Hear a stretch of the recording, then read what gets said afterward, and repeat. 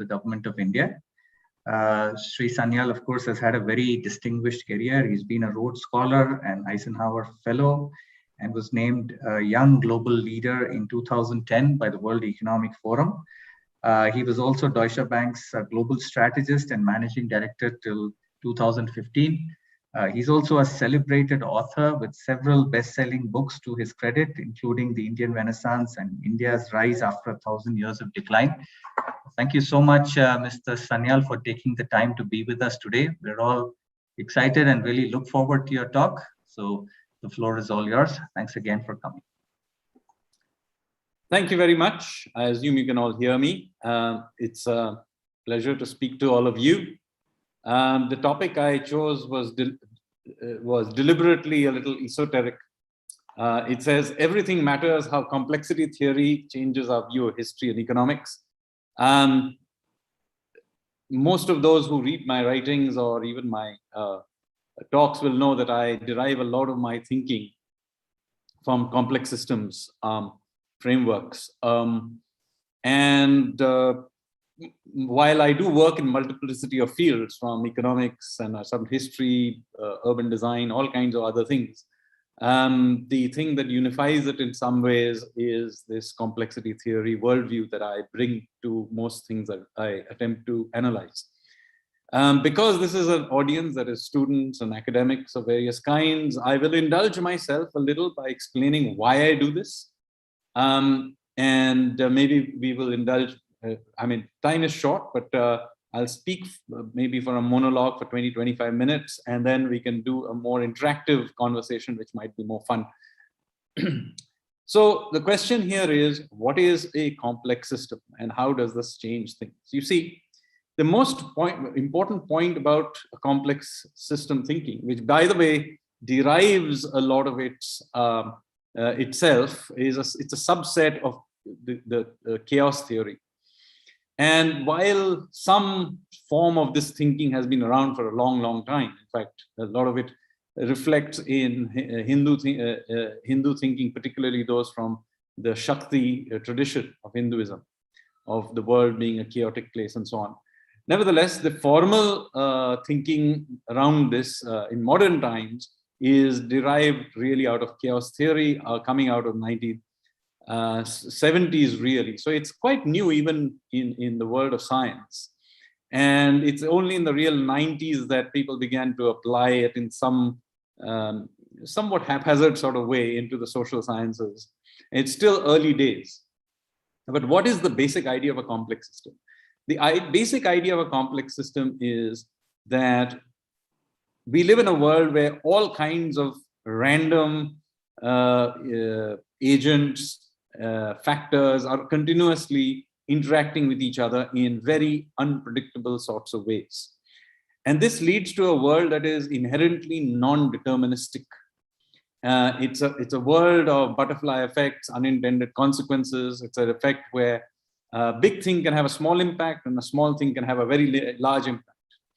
And so on. So it's a world which can continuously go into multiple paths. And, you know, it is now this sort of idea has filtered into, in many ways, into popular culture as well. You have movies and things made with this kind of thinking at the background. But the reason I want to bring this up, and I was told mostly to speak about history today, but I will start with economics and then I will go and move into history.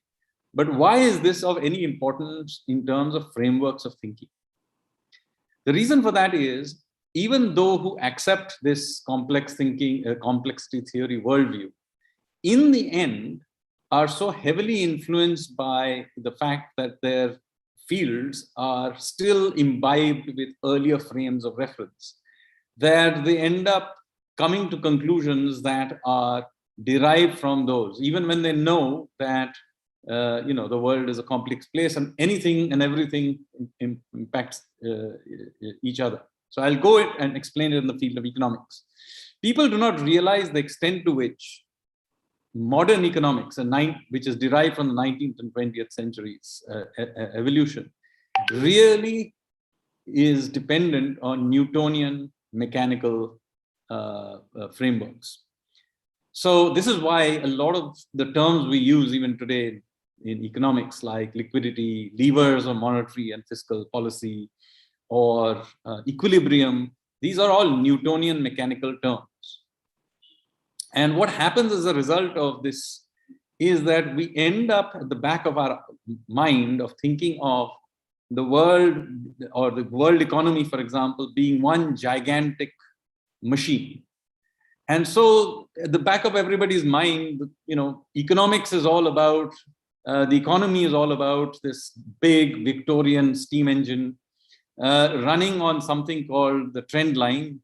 And much of economics then becomes about, if that machine is running too fast, you pull the brake, or if it's going too slowly, you shovel in a little bit of coal. And a lot of the discussion, particularly around demand management, derives from this. Now, I'm not saying that this doesn't provide useful insights. I'm pointing out to you that this is a very limited way of thinking. Because first of all, this idea that there is a predetermined trend line to which everything goes back, or that there is an equilibrium to which everything must move to, is essentially a form derived from two things. One is determinism, i.e. that there is an equilibrium, or there is a trend line to which the world naturally aligns to, irrespective of the shocks. A shock may throw you off a little bit, but by and large, you'll come back to this equilibrium. Now, the equilibrium may move around, but there is still an equilibrium. And the other issue that it has is that relates to the idea of reductionism. And now, let me explain this. Reductionism is the idea that the whole is made up of small parts, and they all come together like in a machine. Now, those who come from the opposite view, if you come from a complex systems thinking, you will take a very different view. First of all, in a complex world, because there are so many different agents interacting in so many unpredictable ways, this is not a deterministic path. By the way, in physics, there are some deterministic complex systems as well, but they are a subset. Most complex systems are non-deterministic, i.e. there is no obvious path that they will go through. At any point in time, they can go through multiple paths. Secondly, the system as a whole is more than the sum of its parts. So let me now illustrate all these ideas. Then you will understand what I'm talking about.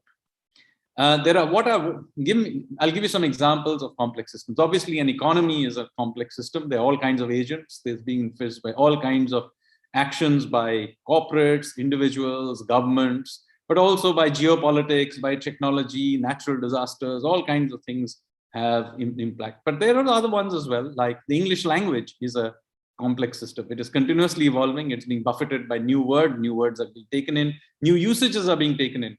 Technology has introduced social media, and that has led to changes in languages. Colonialism led to changes in languages, all kinds of things. That's continuously evolving along forward. So this is an example of a complex system. Cities are complex systems. At least most cities are complex systems, especially, and so they keep evolving. Now, this comes to another point about complex systems, that a true complex system, a non-deterministic complex system, does not have an end point. The English language does not have an end point to which it comes to. And this is intrinsically linked to the point about not being deterministic, but also about the point about it not being reductionist. They continuously evolve, things are interacting with each other, and they keep evolving forward into infinity. Now, when you take this sort of group of ideas, and then you begin to use them for example, in economics, then it causes all kinds of different ways of thinking. One of them is that when you make policy, you are far less certain about how things are going to turn out to be, simply because there are lots of feedback loops in the complex world. The unintended consequences. Even if you have two economies with perfectly similar situations, very small variation in one could lead you into a completely different trajectory than the other, and so on and so forth. So consequently, the most important thing about complexity theory economists is that we are very unsure about where things are going. If many people, as a part of my job, ask me, okay, what do you think will be the long-term growth rate of India? And they're very disappointed when I tell them that I have no idea at all what it is. In fact, it is impossible to know. No economist I know in end 2019 predicted what was going to happen in 2020 with the shock from COVID. So, when we can't even predict what exactly is going to happen in fairly, into the close future, what is the purpose of having these gigantic, general equilibrium models predicting into the future about how the trajectory of growth will be? Actually, we don't know. So if you are living in a world with so much uncertainty, how do you make policy? And I have given many talks in other places about importance of flexibility, about importance of thinking about resilience, of iterative economic policy, and so on. Since this talk today is not about that, and I was specifically told focus a little bit more on history, I'm going to now shift to talking about that. Now, the frameworks of thinking about history have typically been of two kinds. One of them, I will call it the great man theory of history, in which basically great man, or it could be a great villain, basically will come up and change how the course of history was going to be. And depending on what you think about that person, there is a sort of determinism in it. So the great man always takes it to a good destination, and unless he dies too early, or the great villain takes it in a particular direction, and so on. And this was by and large, to a large extent, the sort of way of writing history for much of history. This is not so surprising because throughout history, great men, supposedly, and they were usually men, tended to fund the writing of history. So they had played a disproportionate role in those events. Now, perhaps in response to this great man approach to history, in the 19th century, many other forms of history, frameworks of history writing came up. Much of them tended to have explain history in terms of social determinism of some sort. It could be geographical determinism. There was cultural determinism. Basically, the idea was, a particular path of history was taken because the culture of this place led to this, or the geography of the place led to a particular path. Now, one very famous and influential way of doing this is, of course, Marxism, when a particular form of class struggle determines all of history. So that's in fact called historical materialism. So there is a particular deterministic view of history, that history must go in this particular path. Now you can clearly see the parallels between this and, of course, this whole idea of economic track or trajectory being somewhat fixed, or of an equilibrium that you can reach. There is also very often an idea of the end point or equilibrium in all of this. Just like there is an end point of equilibrium by the way, in market economics, there is also a conception in socialist economics of there being end point. Incidentally, both Marxist and socialist, socialist and market economists are very close cousins, seen from a complexity theory perspective, because both of them essentially believe in the equilibrium. Their main difference of opinion is how to get to that equilibrium. The market economists' view will be you get to the equilibrium because the markets lead you there. And the socialists will be of the view that bureaucrats sitting in the planning commission know how to get to that equilibrium. But notice that both of them are great believers in this superstition of an equilibrium.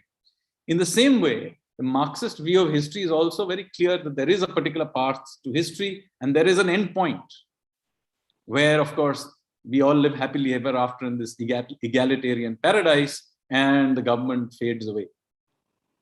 Again, notice this is not so different from Christian theology. You replace God with historical materialism, but basically you end up in the end point with the kingdom of God, and we all live happily ever after. But they all have a deterministic path of linear deterministic path of history. You end up at a certain end point. It is determined that you will end up there, whether you like it or not. And everything can be explained by that particular point. Now, let me say that the contrast here with the complex systems view. In a complex systems world of history, you can go off in many different ways, just like the economy can go off in many different ways. This doesn't mean, however, and let me clarify, that it is all random. A chaotic, complex view of the world, whether in the economy or of history or of language, does not mean that there is no order, but there are second order. The order is a second order nature. So, for example, I can't predict where the English language will go, but English language is not random. There are certain common usages. There are common words which will probably be which are likely to be sticking around for the next few hundred years. But I can't predict exactly how that language will evolve.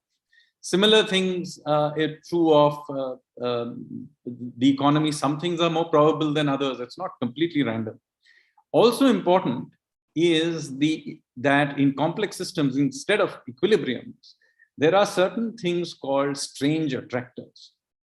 Now, what are strange attractors? Those of you from an engineering background will have some idea of this, especially if you worked on complex systems dynamics. But for those others, basically, these are principles around which emergence of self-organization happens. So complex systems are not just, random things happening and everything floating away apart from each other.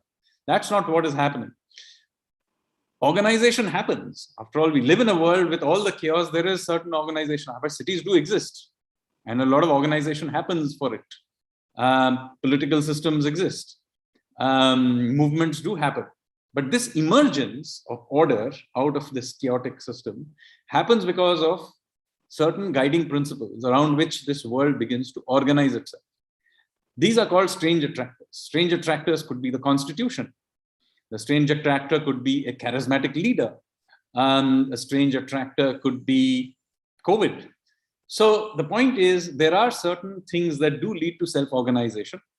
However, the important thing to understand about complexity theory is that this is not still, even despite the existence of these strange attractors, things are not deterministic. The same leader placed in a slightly different context may actually take you down a very different path. So the same geography may have an impact on the way history or the economy functions, but you take the same geography and change something in the way, say, a natural disaster happens, or how it gets colonized, or whatever it is, and you might go off into a different path. And because there are butterfly effects, some of these influences can be actually quite small, and it's only much, much later, ex post. The historian may be able to tell you, this was the reason, but ex ante, it's largely impossible to tell where you're going to go. Now, as you can tell, that this kind of worldview of multiple paths being there is very amenable to the writing what-ifs of history. And there is a small subculture, incidentally, of historians who like writing what-ifs of history. What if Kennedy had not been assassinated kind of history. And they are certainly very interesting to write, and they're thoroughly enjoyable. They make great movies as well. But let me tell you, if for a serious practitioner of complexity theory, there is a problem. Because if Kennedy had not been assassinated, it's not just the assassination that I would have changed. Many other things would have also changed along with it. So it is in fact impossible to tell where the world would have gone.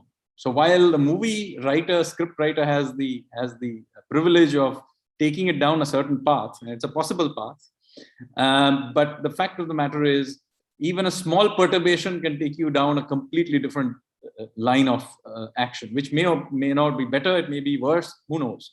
But it is very difficult to tell where things may end up. Now, this has an interesting implication for policy makers like myself, which is that I am a big believer that you have to keep iterating and going back and changing plans. No amount of great planning in the beginning can substitute for what you do subsequently. It's all about feedback loops and continuously iterating. By the way, there are many great generals in history who took this complex systems view. In fact, I'll paraphrase one of the greatest Prussian generals of 19th century, Helmut von Moltke the Senior, was considered probably the greatest general of the 19th century, used to say that no plan survives the first contact with the enemy, or something to that effect. There are various versions of it, or no plan survives the first shot being fired. So that doesn't mean that planning is useless. Planning is very, very useful because it gives you some sense of the various parameters involved and the possible scenarios you can end up with. But the plan itself is useless. Now, anybody who's tried to run an institution or build an institution or build a startup or run a political campaign will tell you this is exactly right. You have to continuously plan, but if you actually attempt to stick with the plan, you are dead, because the world will evolve in ways that you never imagined. It is really in the iterative reactions to those evolving situations that that's how success is met. Now, in the last few minutes, I'm going to give you some examples of how the world is full of these sudden contingent changes of history. I'll take one example.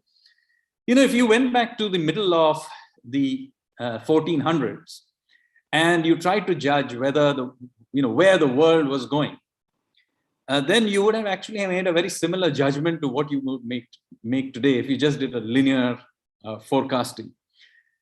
So in the mid 1400s, you would have basically said that the China was going to take over the world. The reason is that in the previous 50 years, the Ming Empire had risen in China. It was by some margin more technologically advanced than any other country in the world. It was unified, it was rich, and it was as I said, technologically far ahead than everybody else. So much so that between the early 1400s and 1433, it sent out 7 large voyages led by a eunuch admiral called Admiral Zheng He, who led these great voyages into the Indian Ocean. These are not minor voyages. Each one of them involved about 25 to 27,000 people. And they involved ships which were 5 to 6 times, maybe even more than what Columbus would be using half a century later. So these were massive ships, far in advance than anybody else. The Chinese were the inventors of gunpowder, so they knew how to do rockets and other advanced technologies. They were just vastly superior to anything that existed at that time. And they made these voyages. Some people are of the view they even made it to the Americas, but certainly they made their way into the Indian Ocean, where they visited India, they visited Sri Lanka, they went all the way across to Africa and Arabia and so on. And they didn't just trade, these trade routes that they were going down were well known, had already been well known for over 1,000 years. So these are not voyages of discovery. These were voyages of political dominance and projection. And Zheng He was very much into geopolitical projection, and they attempted to do all kinds of things. There was an attempt, and there's some dispute whether successful, but certainly they made an attempt to change the ruler of Sri Lanka. They did all kinds of things in Southeast Asia. In fact, the only rival power in the Indian Ocean space at that time were the Majapahites of Indonesia, which was a Hindu empire, as some of you will know. So in fact, the Chinese backed a rival in Malacca to convert to Islam and backed them. And so in some ways, the Islamization of Southeast Asia was a Chinese geopolitical project. So this was where things were going, and there was no doubt that the Chinese were going to dominate, dominate the world. So if anyone had told you, guess which civilization in the world is going to dominate the next 500 years, you would have almost certainly come up with the Chinese. But then something happened. Back in Beijing, the old emperor died and new emperor came to the throne. And the new emperor was backed by the Confucian mandarins, the bureaucrats. And the Confucian mandarins did not like the eunuchs who controlled the navy because they were political rivals. So being good bureaucrats, they did what good bureaucrats do. They switched off the money. And so the Chinese navy, which had never been defeated, basically went into decline. and its records were systematically suppressed. And they were suppressed so systematically that it's only in the late 20th century that Admiral Zheng He's achievements were fully rediscovered. And the result of which is that over the next several decades, the Chinese dominance of the Indian Ocean and of Asia in general sort of got fittered away. Now, this is the context in which in the 1490s, Vasco da Gama turned up in the Indian Ocean. Now, many of you may have wondered, how is it that, you know, the Europeans with just 3-4 ships in a tiny country like Portugal, which wasn't even important in Europe, how did it take over, Asia and the Indian Ocean so easily? Well, the reason was that the Chinese had been there before them, and they had, for their own particular reasons, suddenly packed up and gone back home, leaving behind a vacuum which the Portuguese simply captured. So, so basically, a very small thing, a bureaucratic wrangle back in Beijing, led to 500 years of Western domination, which of course leads you to one of the great conclusions of history, which is always be very, very scared of bureaucrats. Now, this is also true, by the way, of our national movement for getting freedom from the British. I'm going to give you some examples, and you can see how this would have been. You know, everybody knows about Netaji and the INA and so on. But in fact, the INA was not the first attempt to create an army and a revolt in the Indian Armed Forces.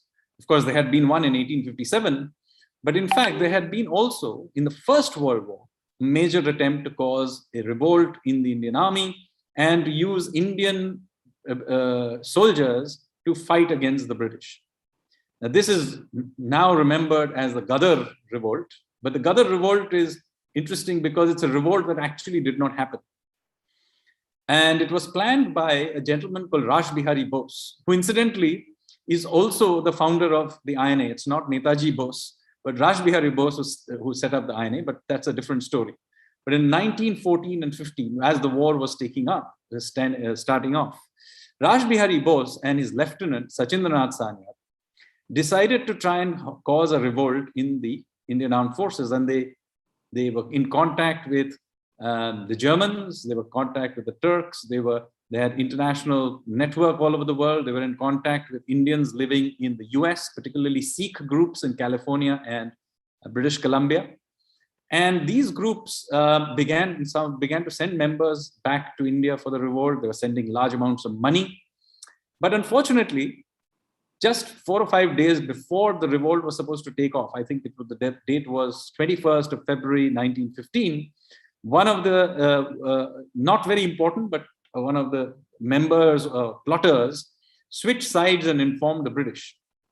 As a result of which, just a few days before the revolt was to take off, the British got wind of it. They changed all the guards at the armories in the cantonments across India from Indian guards to European guards. And they disarmed some of the key conspirators. So the revolt never happened, except interestingly in Singapore, where one regiment in Singapore in 1915 February revolted, and for about a week they held Singapore, but then ultimately, because nobody else was revolting, they were disarmed, and many of those conspirators were shot dead in that. Now, this didn't end there. Raj Bihari Bose escaped to Japan. Sachindranath Sanyal, of course, was arrested and sent to Kalapani, but there were other members of this Gadarite effort who continued their efforts. And now what happened is that the Germans began to supply them with arms. In fact, they bought as many as 30,000 rifles in America. Remember, America hadn't yet joined the war. They joined only in 1970. So they bought 30,000 guns and loaded them on a ship called Annie Larson, which was supposed to go through, handed to another ship, and so on and so forth. And ultimately, all those were supposed to land on the Odisha coast, where they were to be distributed amongst a group of revolutionaries, with thousands of whom had been prepared for this great revolt. And these 30,000 guns were making their way across. But again, here chance took a twist. One of the Indian revolutionaries was a key contact person who was coordinating all of this out of New York, had a housekeeper who was Czech. And remember, in the First World War, the Czechs were anti-German because they wanted freedom from the Austrian Empire. So this guy got hold of some of the carelessly left around reports and handed them to the British intelligence, who then used this intelligence to not only stop these arms shipments to India, but they also went and tracked down the group that was there to collect these arms, a gentleman called Bagha Jyoti. Some of you may have heard the name, who was waiting on Baleshwar coast for these guns to be landed. And he was trapped and shot dead there. Now, the point I'm making here, there are these small trips of history, without which it is entirely possible that we could have actually had a great revolt in the First World War and become free in the First World War. Now, some people will now immediately say that these are all very, highly unlikely twists, and these plots were too far-fetched to have ever succeeded. But in fact, the Germans, just like they were helping the Indians, were also trying to do fairly far-fetched plots in another country called Russia. And it was with Russian help that Lenin and the Bolsheviks did the revolt in 1917. So the same group of German intelligence officers who were trying to foment trouble in British India were also the same chaps who were doing it in Tsarist Russia. Ex ante, if you had asked anybody, do you think the Bolshevik revolution is going to succeed or the Indian Gadar revolt is going to succeed?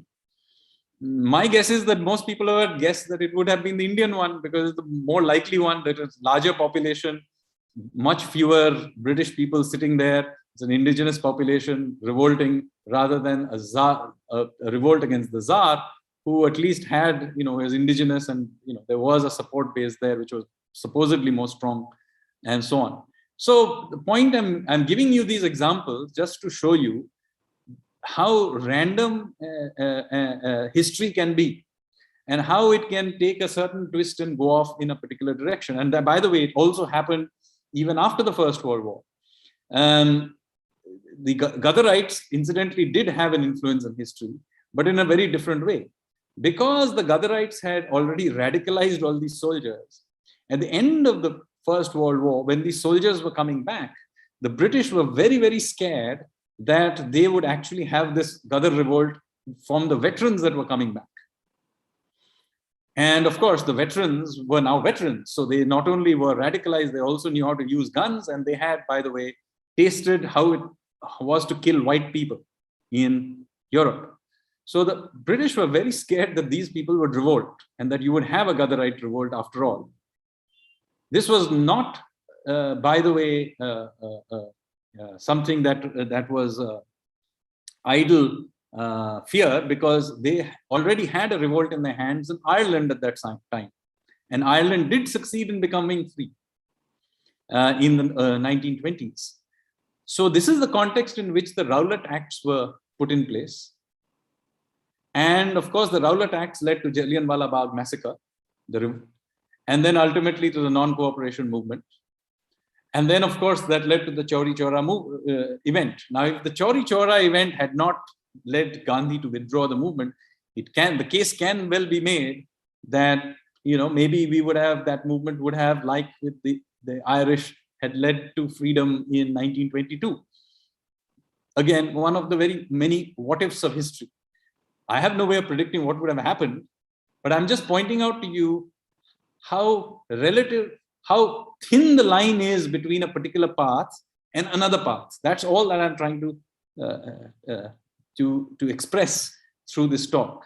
And why it is important to understand this is that when you are a policymaker or you're a businessman or anything, even just living your life, it is very important to not get too caught up in these grand plans, but to have continuous system of iteration and understand, doing a better situation awareness continuously and iteratively, because that is the only meaningful way you can make sense of a complex world.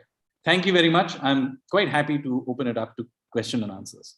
Thanks, Mr. Sanyal. Absolutely fascinating. I think we have a lot of questions, a lot on the chat, and I also had some questions, but let's start with the chat.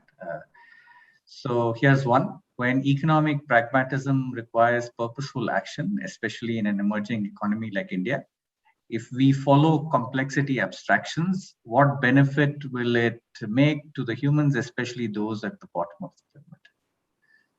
Right. So the most important thing is with the complex systems is feedback loops. Complexity theory is not fatalism, in that I'm not making the case that, since the world can evolve in multiple ways, we should just sit back, relax, and the world will, who knows, we will end up in the good outcome by luck, or, the world is anyway going to be a disaster. Why should we care? So complexity theory is not an excuse for fatalism. Complexity theory merely says that the world can move in different ways. This does not mean that your personal action and effort does not have a influence on where things can go. What it does say, however, that do not be satisfied with an initial grand plan. What you need is continuous feedback to be able to nudge the system or herd the system in the direction you want, and be always open to whether or not whatever you're doing is leading to that particular direction. And since you are continuously buffeted by unintended consequences, we absolutely do not have an ego about it if what you try to do turns out to have very different consequences from what you planned, because this is part of the game. So when, for example, you do an intervention for even helping the poor or any other kind of thing, please try to make sure that you are continuously doing feedback to see how this is going. Because no matter how great the plan is, does not matter if it is not having the intended consequence. So the most important thing here is feedback loops. Do not have any egos about unintended consequences. 3, because you are living in this complex world, and then 2 things matter a lot. And in policy making, I talk about this quite a lot. One is flexibility matters a lot. Why?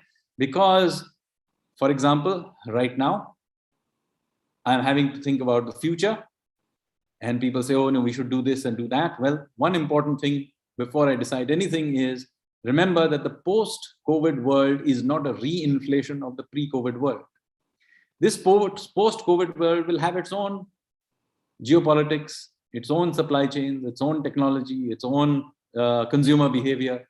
So rather than spend my entire time trying to predict exactly how things will go, the first and most important thing I must do is actually to invest in flexibility. So if you look at many of the reforms we have done over the last 1.5 years, you'll see there is a very strong element of supply side efforts. It's quite different from what most other countries have done, because mostly done demand side efforts. And this is very different from what we have been talking about, much to our own criticism, and been heavily criticized for it. But I think people are beginning to catch on to the fact that a purely demand-driven effort would have eventually lead to problems, as is happening already. So the world, unlike India, most of the world just reinflated demand. And what did we end up with? All kinds of supply bottlenecks. You're having energy problems, chips, you're running out of chips, you're running out of containers, all kinds of problems are happening because of a purely demand-driven system. Whereas our effort was throughout to do reforms that were leading to flexibility. So if you look at the kinds of reforms we did, well, labor reforms opened up, a whole bunch of sectors, whether it's drones or geospatial cartography, or in finance, we opened up factoring, and all kinds of other reforms. All of them are oriented towards flexibility. Even when we do things which are obviously require longer term commitment, our preference is towards doing hard infrastructure, which we think has a good chance of still be needed into the future. So heavy infrastructure is where, whether it's urban infrastructure, or it could even be refreshing the central vista, which we need new offices, or building highways for now, unless drones someday replace the need for highways, or at least for now we need highways, energy. So heavy emphasis on infrastructure. But it also is important here that we, along with flexibility, also invest in resilience. Because you are in a system which is wobbly and can go off in all kinds of directions, we invest in resilience. So this government also does other things. We therefore, even through this COVID period, we invested in huge amount of liquidity to try and make sure that MSMEs did not see cascades of default. We pushed through small amounts of money to the very poor through Jan Dhan, or 800 million people were given free food, where they have access to it. Whether they want it or not is up to them. Why are we doing this? This is a safety net or resilience approach so nobody is making the case that providing food is a way to reinflate the economy.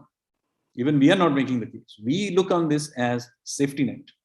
So use safety nets on one hand, and even before COVID, that's the logic why we have, put basic things in place. Things like, health insurance, or toilets of tapped water. So this is the, one hand you provide basic facilities, basic safety nets, and on the other side, invest in flexibility. This is very different, as you can see, than the approach of, say, the Planning Commission, which would have very deterministic view about where the 5-year plan should take you. Yeah, Sanjeev, so Mr. Sanyal, a related question. So what would you have to say about something like an inflation targeting regime? I mean, those who are proponents would probably argue that, it helps anchoring expectations, right? And so we should persist with it. So I'm just wondering, given your views on complexity theory and, post-pandemic world looks very different, do I take that, or does one take that and say, well, we want to relook at something like at our current inflation targets, or do you think that puts us off into chaos in terms of the anchor simply going away? Yes, so you've answered your own question. The point of the matter is, if you believe the world is naturally chaotic and can go swinging off, you need to create certain kinds of certainties in order to function. One of them is that prices have some sort of certainty in them. I can't predict exactly where the price will go, but there is a band which we think is reasonable, 2 to 6%. Prices you'll try and keep it somewhere in there, preferably closer to the midpoint, but at least in the band. But this is not I'm not predicting that inflation will be. Instead, we are every 2 months iteratively revisiting this and changing policy to keep in there. So this is completely in sync with a complex systems thinking. That every 2 months revisit it, change policies to keep you. So this is an anchor with which you keep things. There are other anchors also a complex world needs. For example, if you need certainty of contract enforcement. That's why you will find that of the many reforms I keep advocating, and I haven't yet succeeded in, is the fact that our legal system needs reforms. Why is it that you will find this continuously come up in many economic surveys and many of my writings and many of my lectures? I always go back to this contract enforcement. Just because I think of the world as a complex and chaotic place does not mean I am an advocate of chaos. I basically am simply accepting the state of the world as being chaotic. Now, how do I make my way through it? Requires certain anchors, certain amounts of certainty which I can control. So one of them is anchoring inflation. Another one is enforcement of contracts.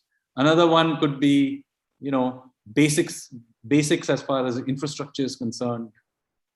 So because I find the world so chaotic, where I can bring in certain amount of certainty, I invest in it. Okay. So we have a question from the audience. Always a joy to hear Sanjeev. The question for him, one could conceive of Sanatana Dharma as a complex adaptive system. If so, then what are the guiding principles from it that could be harnessed in nation building and wealth generation? Also, how is the union government making use of complex system theory in its functioning? This is Abhinav here. Okay. I think as far as union government and much of this is already influencing this complex systems thinking, clearly has an influence on our economic policy making. And you have seen some of those applications of that in the last 1.5 years. I've explained this numerous times. And of course, very often, many of the policies we take, including, for example, our, so what, some you would have read in the economic survey as well, the barbell strategy, which we utilized, mixing a iterative and small packages rather than one grand re-inflation package. That's again, complex systems thinking. So, many other countries in the world came up with these gigantic $1 trillion re-inflation packages very early on. We very early on said, we are not going to do this because we said, look, this is a marathon, not a sprint. Instead, we will do a series of medium-sized packages. Now, when we did that, many people said, oh my God, this is, you're just doing it in dribs and drabs. Well, yes, we are doing it in dribs and drabs. That's the whole point. Because we do not know where this thing is leading, we will do it in dribs and drabs. And it meant effectively, we were able to target things much better than we would have otherwise done. We were able to retain a lot of fiscal and monetary space. In fact, even to this point, we have lots of fiscal space. If there is a third wave, we will probably be able to deal with it quite easily because we, in fact, have lots of fiscal space, more than virtually any other country in the world. We even have monetary space because we can, even from here, lower interest rates if we have to.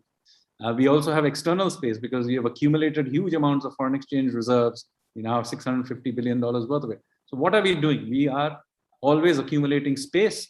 Where necessary, we are using it, but always iterating and looking at whether or not it can be done at that point in time and make sense doing it. Rather than back in April, May, coming up with the grand plan. In fact, there's an FT article this morning saying that much of all those emerging markets who had grand plans eventually didn't benefit very much from it. Whether it's a big plan or a small plan, they more or less seem to have had the same impact.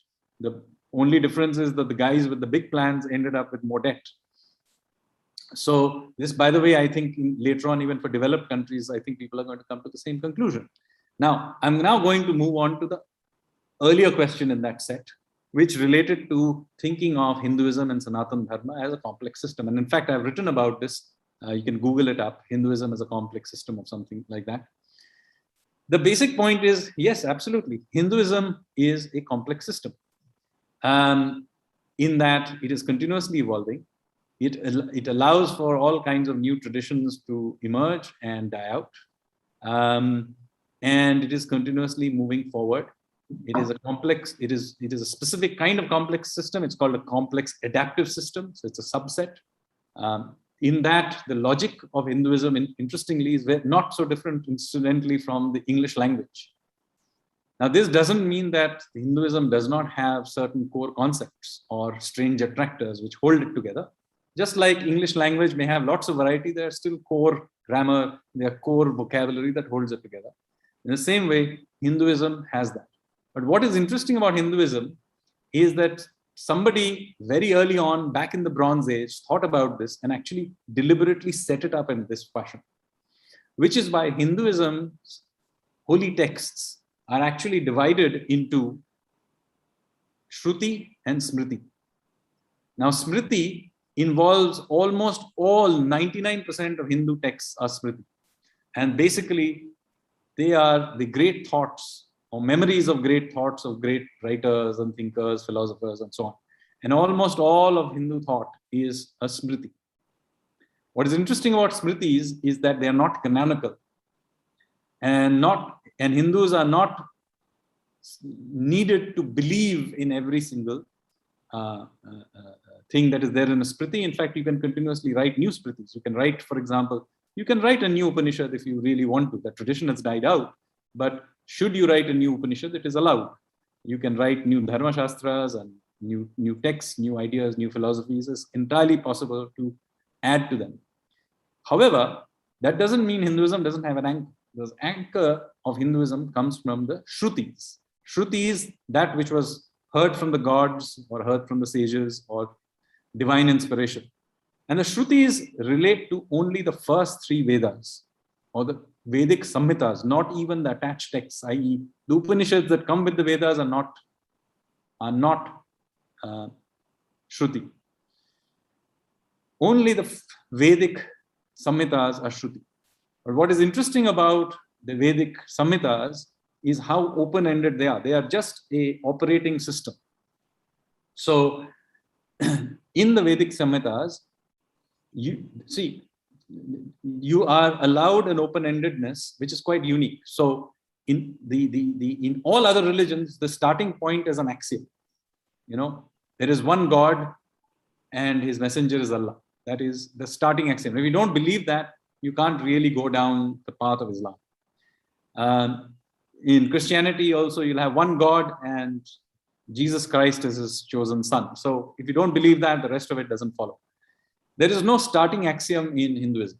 The starting axiom of the starting point of Hinduism is something called the Nasadiya Suktam. And the Nasadiya Suktam basically says, what was there in the beginning? I do not know. There was neither light nor darkness. There was neither up nor down. What there was, I do not know. Perhaps the God knows what there was. Perhaps they know not. Surely the gods know what there was. Surely the rishis and the wise rishis know what there was. Perhaps they know not. And then the last line is, surely the great creator knows what there was. And then says, perhaps he too knows not.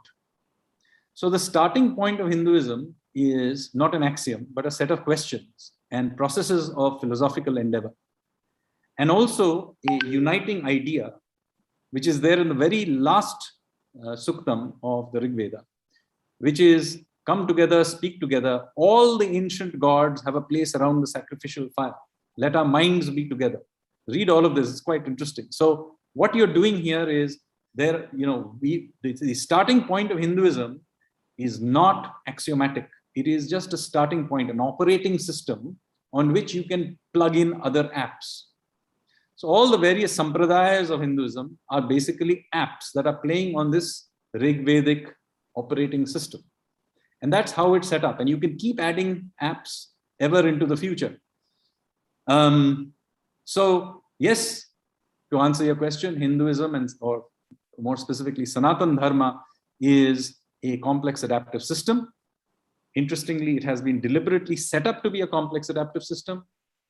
The underlying strange attractor on which it is based are the original Shruti Vedic texts. And by that, I just mean the Samhitas, not even the attached Brahmanas, Upanishads, etc. That is all that is the Shruti. Not even the fourth Veda is usually accepted as a Shruti. And of course, there is a common set of rituals, which is there in the Yajur Veda, the way of doing yagyas and so on, which are accepted as the way to get married and so on. So that is all that is the operating system of Hinduism. All of the rest of Hinduism is continuous adaptation. Interestingly, the ancients took this matter quite seriously. So much so that even the Bhagavad Gita is not a Shruti. It's a Smriti. It is not the word of God as many people think. It is what Krishna said to Arjuna as reported by Sanjeev. So it is not the direct word of God. It is as reported by Sanjeev. So therefore, it is important to remember this, that those who were writing these texts or putting them together were quite serious about it. And even the Bhagavad Gita has been deliberately set up in such a way that that people do not claim it to be a Shruti. It is a Smriti. It is. Hopefully that answered your question. Okay. I go to the next question. Yeah, go ahead, Kunal, please. Yeah, go ahead. Yeah, so Sanjeev, a quick question. So if we believe the sort of world is a kind of complex system, then policymaking sort of becomes very risky, because as you sort of said earlier, that sort of two economies that are very similar, let's say they implement the same policy, but they might sort of end up in sort of two very different places. So, but then does that mean that, so if we sort of believe that, if we have that view, if we share that view of the world, it means that policymaking should also always be sort of incremental rather than, government should never go for things that are sort of extremely ambitious, but, high risk, and should always stick to something that is sort of really, really incremental, but, if things sort of go bad, it can be sort of managed. No, what it means is that you have a much more creative destruction view of everything. So it means, for example, of course, big things need to be done, right? But how you go about them and exact way you implement them and etc. has to be done in a different way. So let me give you an example. Till 2017, we had an extremely complicated indirect tax policy in the country. Every state had different sets of taxes. There were different taxes for goods. There were different taxes for services. There were octroi. There was municipal taxes. It was just a complete mess, right? Now, it doesn't require great imagination whether you believe or don't believe in complexity theory. This clearly has to be simplified, right? In fact, those who believe in complex systems, in fact, like simpler systems, simply because we consider the world so complicated enough already that we like to do things, simplify things all the time. So it was very clear that we needed a new and unified tax system.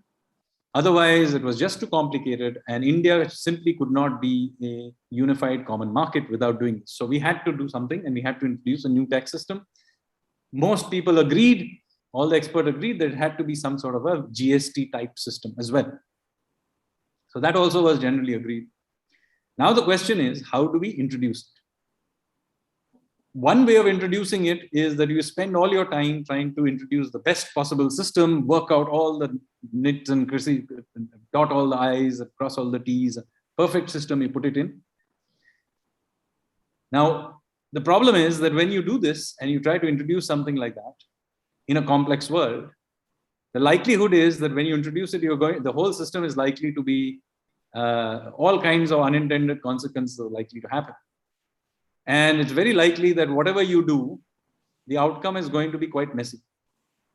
So the other way of doing this is to actually take a basic system, invest not so much on trying to have a perfect system, but having a group of people and mindset that you are going to have to fix it along the way.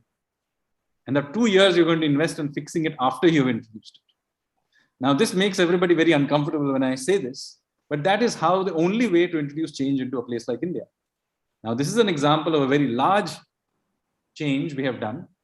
It had to be done in one shot in terms of introduction, but then we introduced it and then fixed it. And by the way, most of the things that went wrong were not the things everybody predicted would go wrong. Most of the things that went wrong were things that were unintended. For example, who knew that the error correction button was the one thing that you simply couldn't. So once you had entered something and you discovered it was wrong, you couldn't press the error correction button. For God's sake, there's no way to have predicted that. There were all kinds of other things that were also happening. So most of the things we knew we could predict, we fixed. But the things that we couldn't fix, and there were lots and lots and lots of them, were things we had to fix along the way. And so if you want to introduce a change like GST in a country like India, and a complicated country like India, the only way to do it is to do it and then fix it. And so, or you will end up spending forever trying to create a perfect system and it'll never happen. And even if you end up with it, once you introduce it, it'll still go wrong. So this is an example of how to do big change in a country. You have to be willing to do this. Now, we didn't invent this way of thinking. The IT industry does this all the time. They just given it a name. It's called Agile. Right. Sanjeev, I think next question, related. Given the inherent randomness of events and the complexity of economies, how does a so-called monolithic edifice as the government be made agile enough to follow iterative processes to arrive at the best outcome for people? Well, obviously, bureaucracies are not very conducive to doing this because of the very nature of what they are. It's not because we are a bad bureaucracy and the world has great bureaucracies. I mean, anybody who's ever had to deal with The European bureaucracy or even the American bureaucracy will know the bureaucracies are bureaucracies. The difference in India is that because I suppose first the colonial period and then of course overlaid by the socialist period, we ended up giving our bureaucracy inordinate amounts of power. So we ended up with this peculiar situation that even for very basic things, you had to get a gazetted officer to sign off on something. So this was the real problem. Not that we had a bad bureaucracy necessarily. I mean, of course, you can improve the bureaucracy. But the fact is that the first problem was that the Indian state was doing a bunch of things it should not be doing. Now, this is not a case for a minimal state. I'm not incidentally advocating for a libertarian minimalist state. I am making a case for a limited state, i.e., the things the government should not do, it should not do. And therefore, first of all, taking this approach, first thing you will do is to get the government out of things it should not do. So therefore, not surprisingly, I'm a big advocate of privatization. I'm a big advocate of deregulation of things the government should not be regulating. In things that government, however, I'm also a big advocate of that in the things the government should do, it should do a good job. So there are areas where government needs regulation. I mean, financial markets need regulation. Financial systems need regulation. There you do need to invest and make sure they work. Enforcement of contracts, you do need to invest. Hard infrastructure, you do need to invest.